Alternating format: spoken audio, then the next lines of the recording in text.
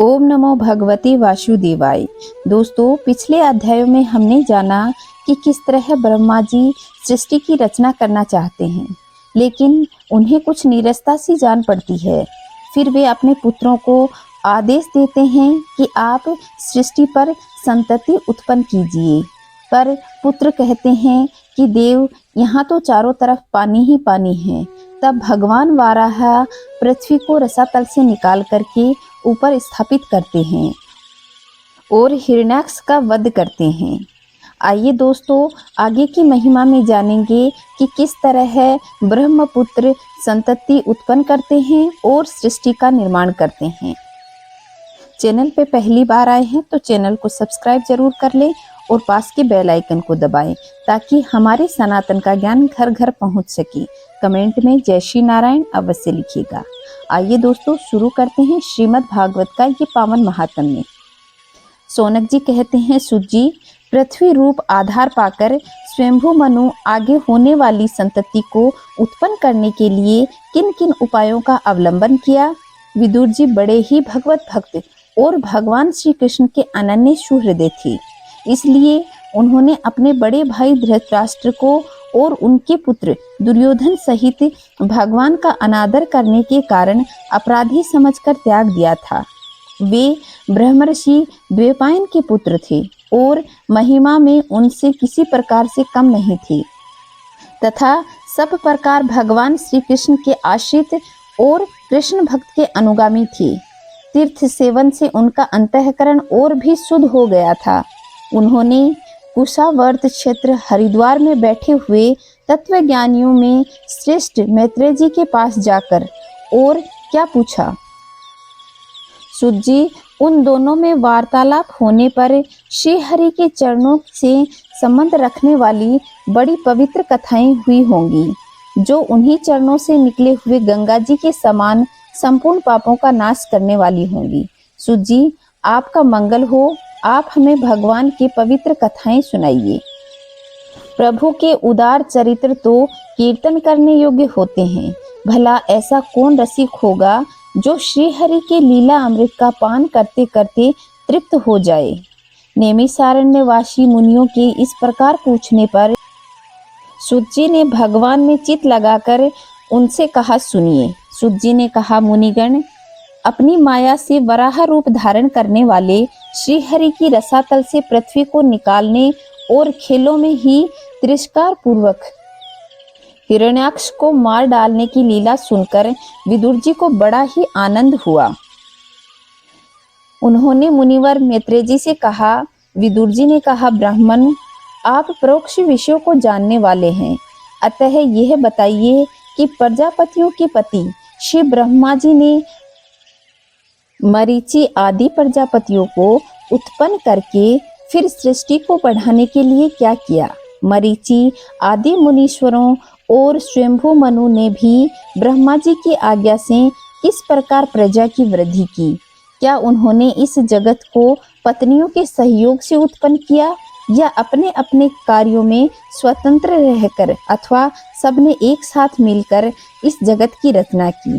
श्री मैत्रेय जी ने कहा, विदुर जी, जिसकी गति को जानना अत्यंत कठिन हो, उस जीवों के प्रारब्ध, प्रकृति के नियंता पुरुष और काल, इन तीनों हेतुओं से तथा भगवान की सानिध्य से त्रिगुणमय प्रकृति में क्षोभ होने पर उससे महत्वतम उत्पन्न हुआ।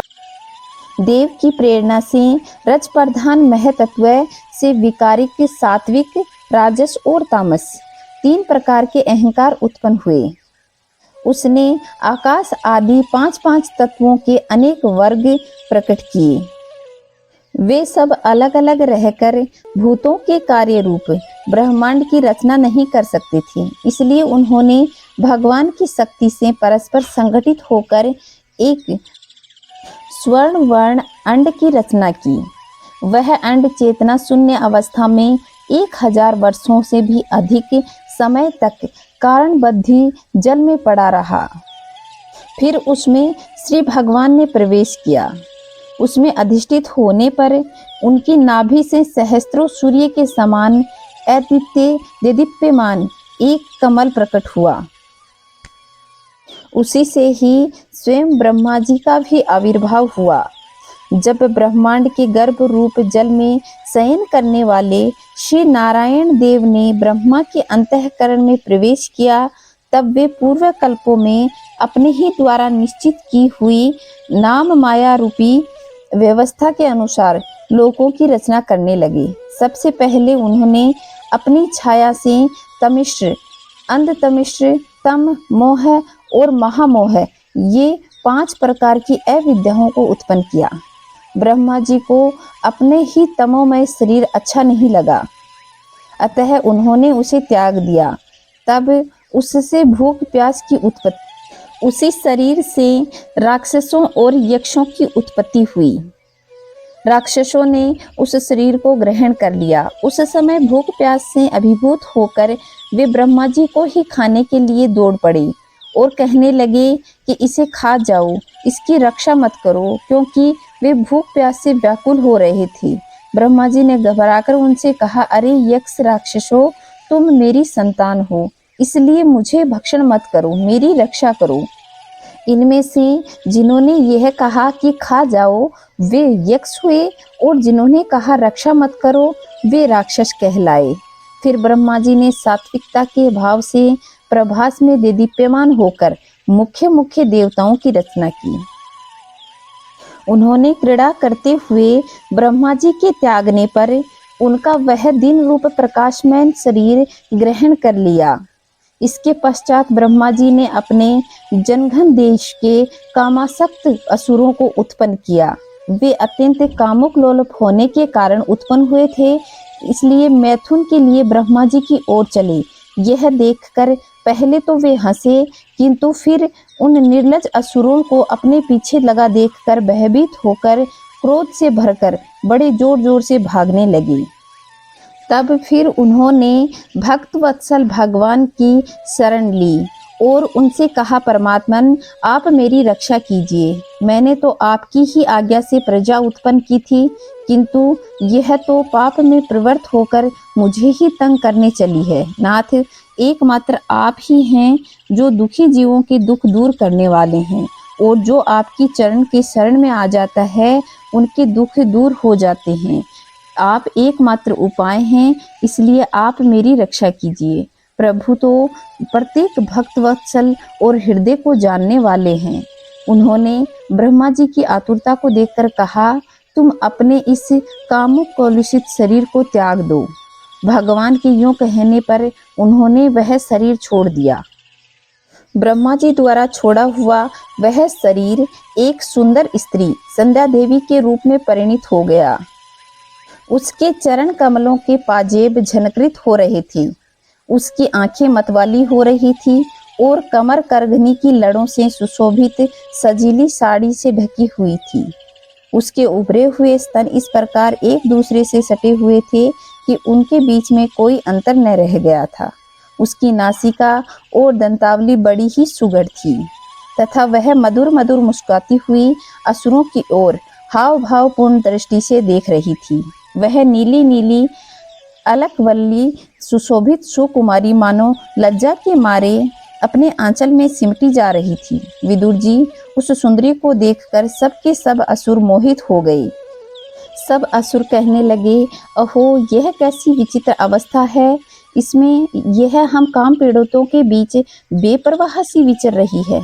इस प्रकार उन कुबुद्धि देवताओं ने संध्या रूप विषय तरह तरह के तर्क वितर्क करते हुए बहुत ही आदर और प्रेम पूर्वक पूछा, सुंदरी, तुम कौन हो और किसकी पुत्री हो? भामिनी, यहाँ तुम किस प्रयोजन के कारण आई हो? फिर वे मूर्ख उस संध्या से आसक्त होकर के उसे कोई रमण स्त्री समझ करके ग्रहण कर लिया। तदंतर ब्रह्मा जी ने गंभीर भाव से हंसकर उससे कांतिमती मूर्ति से सौंदर्य का मानो आप आस्वादन करती हो गंधर्व और अप्सराएं उत्पन्न की। उन्होंने ज्योत्सना रूप में अपने कांति प्रिय शरीर को त्याग दिया। उसी को वासुवस्त गंधर्वों ने प्रसन्नता पूर्वक ग्रहण कर लिया। इसके पश्चात ब्रह्मा जी ने अपनी तंद्रा से भूत पिशाच को उत्पन्न किया और वे बाल बिखरे हुए थे। इससे ब्रह्मा जी बहुत घबरा गए और अपनी आंखें मूंद ली। उनकी जम्भाई रूप शरीर को भूत पिशाचों ने ग्रहण कर लिया।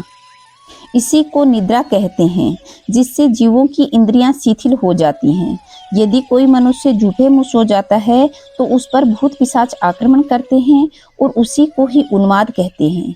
फिर भगवान ब्रह्मा ने भावना की तेजोमय शरीर से अदृश्य रूप धारण करने वाले असाध्यगण और पितृगण उत्पन्न किए। एक बार ब्रह्मा जी ने अपना प्रतिबिंब देखा, तब अपने से बहुत सुंदर मान करके उस प्रतिबिंब से किन्नर और किंब पुरुष उत्पन्न हुए। उन्होंने ब्रह्मा जी के त्याग देने पर उनका प्रतिबिंब शरीर धारण किया। इसलिए ये सब उस काल में अपनी पत्नियों के साथ मिलकर ब्रह्मा जी के गुण कर्दम आदि का ज्ञान किया करते हैं। एक बार भगवान ब्रह्मा जी चिंतित होकर हाथ पैर आदि अवयवों को फैलाकर लेटे हुए थे। फिर क्रोधवश उन्होंने भोग में शरीर को त्याग दिया। उससे जो बाल झड़कर गिरे उससे अहि उत्पन्न हुए। उनके हाथ पैर सिकोड़कर चलने से क्रूर स्वभाव सर्प नाग उत्पन्न हुए। एक बार ब्रह्मा जी अपने को कृतकृत्य अनुभव कर रहे थे, तब उनके मन से मनु की सृष्टि की। ये सब प्रजापतियों की वृद्धि करने वाला है। मनुओं को देखकर उससे पहले उत्पन्न हुए देवता गंधर्व आदि ब्रह्मा जी की स्तुति करने लगे। वे बोले, विश्वकर्ता ब्रह्मा जी, आपकी यह सृष्टि बड़ी सुंदर है। इसमें अग्निहोत्र आदि सभी कर्म प्रतिष्ठित हैं। इसकी सहायता से हम सभी अपना अन्न ग्रहण कर सकेंगे। फिर आदि ऋषि ब्रह्मा जी ने इंद्र संयम पूर्वक तप विद्या योग समाधि से संपन्न अपनी प्रिय संतान ऋषिगण की रचना की। उसमें से प्रत्येक में समाधि योग ऐश्वर्य तप विद्या और वैराग्य में शरीर का अंश दिया। तो दोस्तों, इस प्रकार ब्रह्मा जी ने संपूर्ण सृष्टि की रचना की। आप लोगों को यह वीडियो पसंद आया होगा। पसंद आए तो वीडियो को लाइक करें, शेयर करें और कमेंट में जय श्री नारायण अवश्य लिखिएगा। खुश रहें, मस्त रहें, अपने चारों तरफ स्वच्छता बनाए रखें। जय श्री नारायण दोस्तों।